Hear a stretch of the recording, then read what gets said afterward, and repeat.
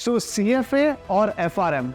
A very common question for students thinking of getting into the field of finance. And if you go on places like LinkedIn and you ask people who either one of the qualifications, most likely they're bound to confuse you even further, or they'll be very biased based on what qualifications they have. So hopefully this video should clarify. The video is a detailed understanding of the difference between CFA and FRM. So let me get into it.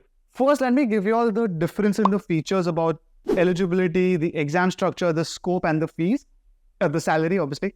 And then let me tell you all about the approach which you should follow, discarding just the aesthetic features. So what do I mean by that? Let me start. With respect to eligibility, okay, whether you do CFA or FRM, the eligibility criteria is the same for both. You can only start in your final year of graduation or above. Simple as that. So when it comes to the exam structure, right? See, CFA is much more detailed in the field of finance and investments. So if you would like to get into the real world and work with investment banks, work with hedge funds, work with in finance advisory, CFA is the better course for you. The time it takes to complete CFA on an average is 2 to 3 years. It's slightly longer than FRM, but as you'll see later, it might just be worth it. When it comes to FRM is a specialization in risk. Now, the scope of risk is exploding in this world with respect to whether it is finance risk, whether it is mitigating risk with respect to cybersecurity and things like that. People, whether you work in big banks, you work in private investment banking firms, private hedge funds, everyone is trying to mitigate risk. FRM kind of qualifications are going to increase in demand worldwide in all these profiles. So the advantage of FRM is that the overall qualification you can complete in a year and a half. So with respect to CFA, FRM takes a shorter period of time, and it just might be what some of you are looking for. Now, when it comes to the scope, I'll try and be as clear as possible. The scope in CFA the scope in India for CFA is much higher than FRM. That's it. The scope of CFA in the world is also much higher than FRM.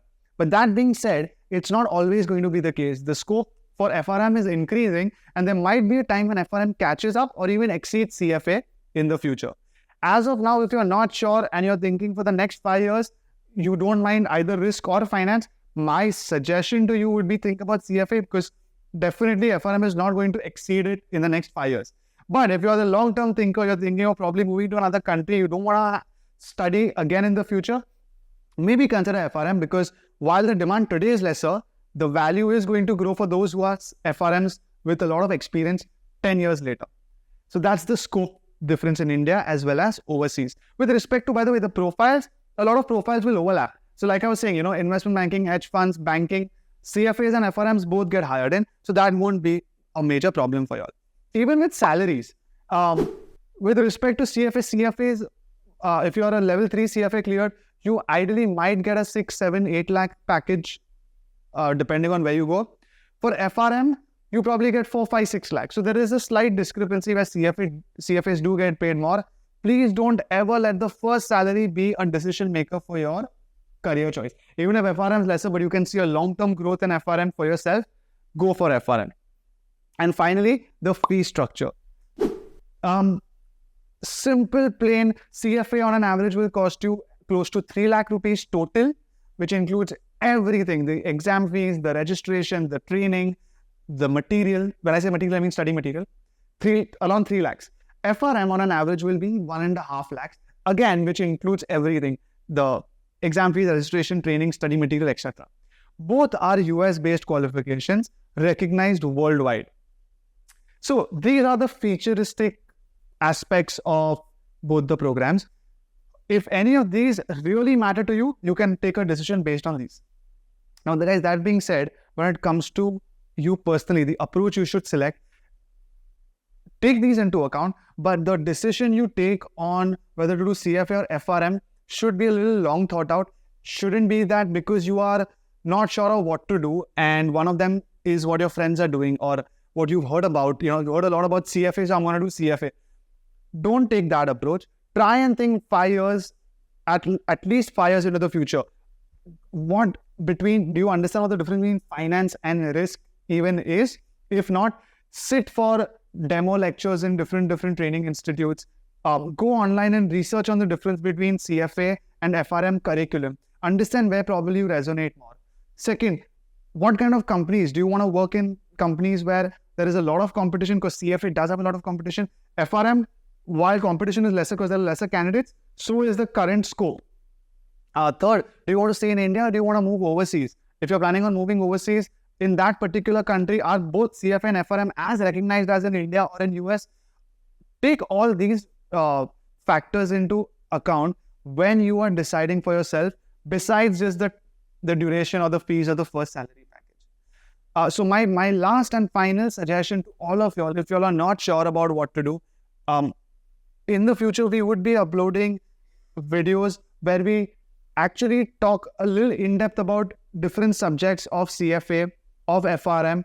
Have a look at those. Sit for certain demos where you actually see what you are going to study.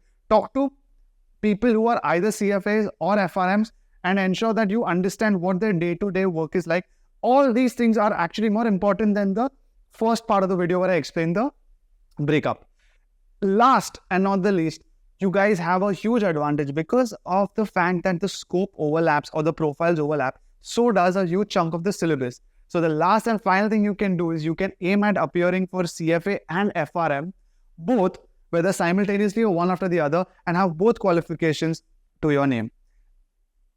I think the last aspect is something for a lot of y'all should consider, because I've seen people really successful who have both these qualifications. So with that being said, I hope once again we've helped you all clarify differences between CFA and FRM or any two finance qualifications. If there's anything else y'all would like us to help you all with, please put it in the comments. We'll respond. And do subscribe to this channel. We have a lot of videos where we compare other finance and accounting qualifications as well.